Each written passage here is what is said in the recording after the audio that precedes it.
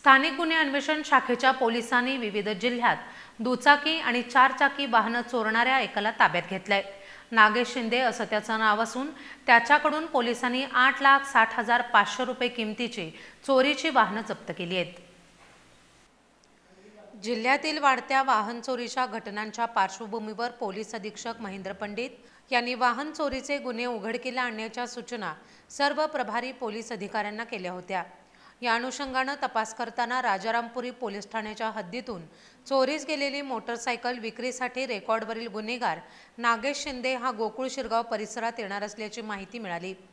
त्यानुसार स्थानिक गुन्हे अन्वेषण शाखेच्या पोलिसांनी सापळा रचून चोरीची मोटरसायकल विक्रीसाठी आलेल्या नागेश शिंदेला ताब्यात घेतलं।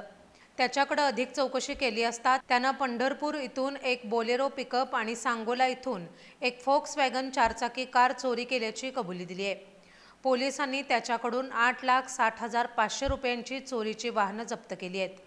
पोलीस निरीक्षक रवींद्र कळमकर यांच्या मार्गदर्शनाखाली पोलीस उपनिरीक्षक संतोष गळवे, अंमलदार वैभव पाटील, विशाल खराडे, गजानन गुरव, हिंदूराव केसरे, प्रवीण पाटील, संतोष बर्गे, योगेश गोसावी, महेंद्र कोरवी, परशुराम गुजरे, शिवानंद मठपती, सचिन जाधव यांनी मिळून ही कारवाई केली आहे।